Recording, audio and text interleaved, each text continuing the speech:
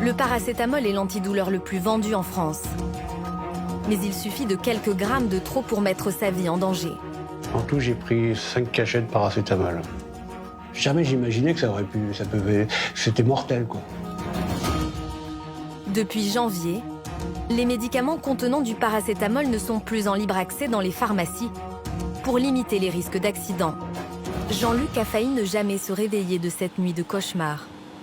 Il y a 3 ans, pour calmer de violentes douleurs, il prend du paracétamol, un médicament qui lui semble alors parfaitement anodin.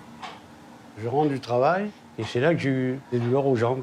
C'était une douleur tellement affreuse que je voulais que ça s'arrête. Et je réfléchis, je me dis, bah tiens, j'ai du paracétamol. Comme on m'a dit que c'était bon pour les douleurs, je vais en prendre. Et puis j'en prends un. Et puis j'avais tellement mal que j'ai pas attendu que ce qu'il faut, quoi. Alors moi, j'en ai repris un autre. Et donc là, pareil, j'attends. Toujours pareil. En tout, j'ai pris 5 cachets de paracétamol.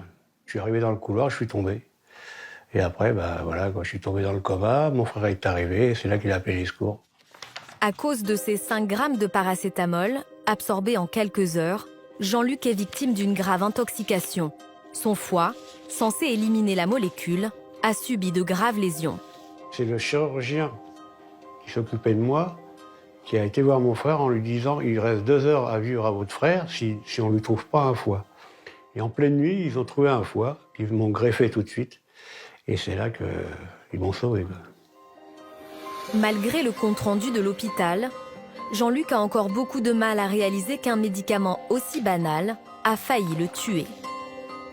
Alors, rien que le mot paracétamol, ça me fait froid dans le dos. C'est dans cet hôpital, près de Paris, que Jean-Luc a été opéré en urgence. Dans ce service de réanimation spécialisé dans les greffes de foie, 3 patients viennent d'être admis, tous victimes de graves intoxications au paracétamol. Ce matin, le professeur François Durand évalue avec son équipe l'état de santé d'une patiente arrivée dans la nuit. Donc elle a un foie qui est un peu volumineux. Son histoire, c'est quoi? C'est une patiente de 38 ans qui présente des troubles du comportement alimentaire, donc une patiente qui est potentiellement dénutrie, Ouais. et qui a pris une boîte de paracétamol dans un contexte de migraine d'aggravation progressive. Pour l'instant, on ne l'inscrit pas en liste d'attente de transplantation en super urgence. Situation un peu limite, donc à surveiller de très près. Ce service pratique régulièrement des greffes de foie en urgence.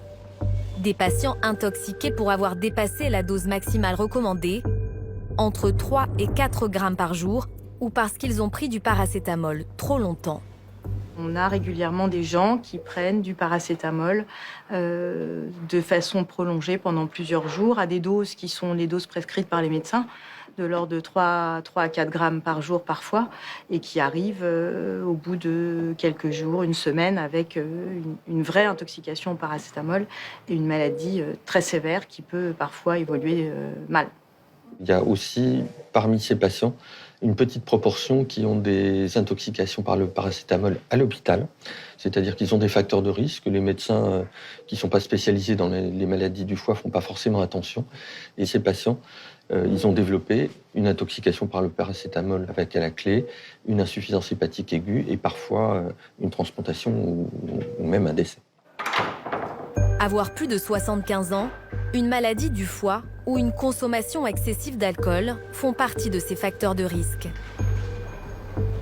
Mais une simple dénutrition pendant plusieurs jours suffit à augmenter les risques d'intoxication à ce médicament dont personne ne se méfie.